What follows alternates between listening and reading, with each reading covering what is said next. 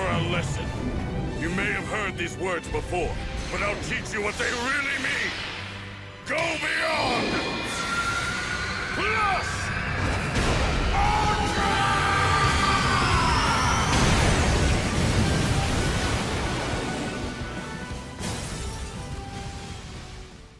All Might is the shit. He's awesome. And if you've been keeping up with the anime, he just had one of the coolest scenes in all of My Hero Academia so far. But today, we'll be discussing spoilers, up through Season 3, Episode 11. So if you haven't seen that yet, click away. I'll give you 5 seconds, and I'll even fill in that time with something interesting for the rest of you guys to watch.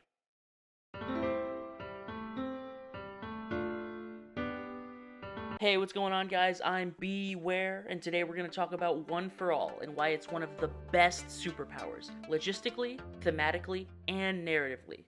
Let's start out with the easy stuff. One for All is cool because it lets you beat the snot out of bad guys. The sheer force behind the punches of both Deku and All Might are crazy to wrap your head around, but let's take a look at some of the more impressive feats. We've seen Deku demolish a giant obstacle robot, blow a hole in several floors of concrete, and shatter large pillars of solid ice, with the latter two feats coming from just the wind flowing from the force of his strikes. All Might has punched hard enough to cause changes in the atmosphere, launched a shock-absorbing Nomu through a steel barrier and into the clouds, decimated several city blocks with the wind off his punch, and held back the force of a wind gust strong enough to bore giant crevices in the ground with one hand. And all of this is well past his prime, emaciated and presumably in his mid-40s. And this is all without mentioning the monstrous speed boost and jumping feats both of them have, and how durable they both are. Yeah, it's easy to see why One for All is such a cool quirk, despite its relatively boring nature. And by boring, I mean it's just not as creative as frog powers, sticky balls, or being best girl. I mean anti-gravity powers. So why is it that One for All is thematically an awesome power? Well, a lot of it has to do with transcending narrative barriers that typically come with the genre My Hero is in. Let me explain. One for All has a sense of mysticism to it. It's this godlike power held by the strongest man in the world. It can be passed on to future generations, but only to those deemed worthy.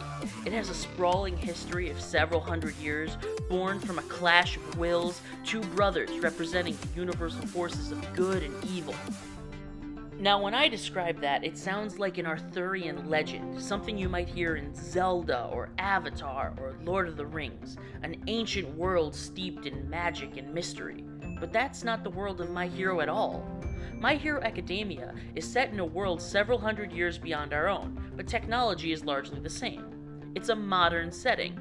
There's no magic or mysticism or gods, demons, titans, or anything you might find to be fantasy in nature.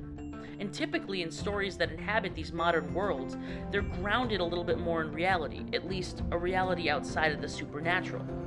Superhero comics, at least the ones that don't focus on gods like Thor and Wonder Woman, don't really have a chosen one, or a character that fundamentally represents the concept of good in the world they inhabit. Even Superman and Captain America, they are at times portrayed as an antagonist or even as villains. They are people in a world of happenstance and random encounters. Having a chosen one is almost counterintuitive to the modern world these characters inhabit. And yet, My Hero subverts this rule perfectly. It captures the wonder and awe of a fantastical prophecy or legend, while maintaining the rules and themes of the world it has established. One for All and All for One do represent good and evil, but that's because of the polarization of the quirk culture at the time, and the need for younger brother to usurp the selfish older brother. There was no divine providence that decided Midoriya was worthy of One for All, but it feels like it because of the careful crafting of the backstory of One for All. This magical feeling we get is emboldened even more when we finally see All for One in action. We see how carelessly he steals and stacks quirks on top of each other to continuously amp himself up. This is diametrically opposed to the way Deku, All Might, and every previous owner of One for All had to train, practice, and hone their single ability to become heroes. One for all and all for one are opposed morally as well as thematically, giving us the sense of some grand, intelligent design. My point is, there's no magic or gods or angels in My Hero Academia, and yet the existence of One for All gives us the same feeling as if these things were in the story. Okay, so One for All is awesome logistically and thematically, but what about narratively? How does it tell a good story? Well, let's look at it in two ways. First, through a Deku lens. We know that this power is something to be respected and revered, even before we get to see too much of it in action, because Deku has to train his body to sustain it or else he'll die. This gives us an opportunity to see how strong of a will Deku has, as well as give us that feel-good montage feeling, the one we get when we watch Rocky movies. Rocky 4 is the best, don't at me.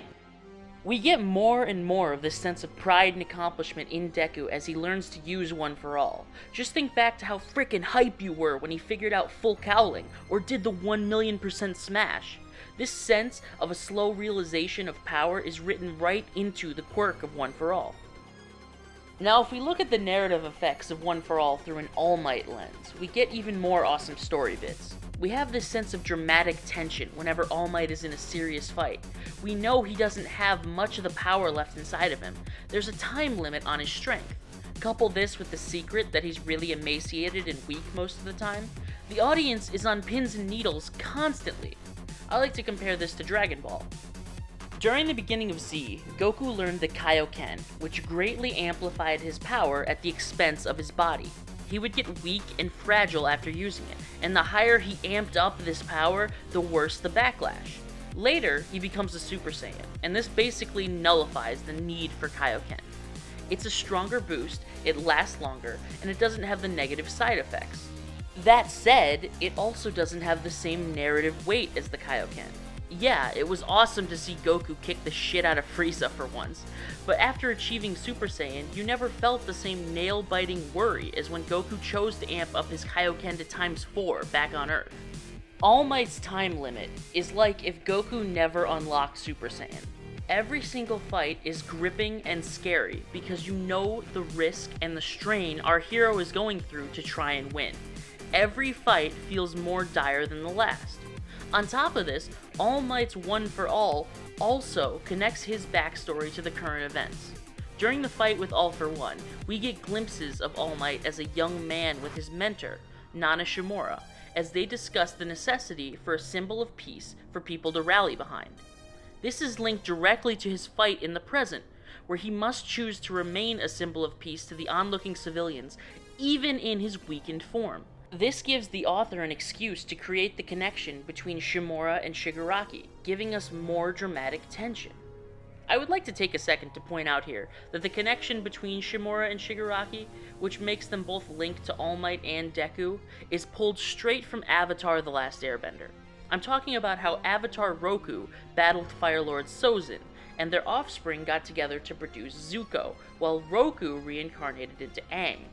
The lineages aren't exactly the same, but we know that Horikoshi is a pretty big fan of The Last Airbender. Cough cough, Zuko and Todoroki. Cough cough. But if it wasn't for the passing on nature of One for All, a lot of these story beats would be weaker, or even just poorly chosen for a story like My Hero Academia. That's why Horikoshi is a genius. He pulls together awesome story threads and concepts from his favorite media and crafts an awesome new story with them in a fun and exciting way. Oh, I almost forgot. My favorite part of One for All is the promise that one day, Deku will be stronger than All Might. We know that each successive user of One for All is stronger than the last. It's just how the power stockpiling nature of the quirk works. We know we will see Deku train and become just as strong as All Might and eventually surpass him. And we also know from All for One's monologue during his fight with All Might that he plans on giving all of his abilities to Shigiraki. So the clash between these two titans is just a taste of what will be coming down the road. But this time, it will be the absolute madman himself to take down the evil. So that's why One for All is totally badass. But what's your favorite quirk from the series? Leave a comment and let me know. Don't forget to like if you like the video, subscribe if you want, and I'll see you guys next time. Stay frosty.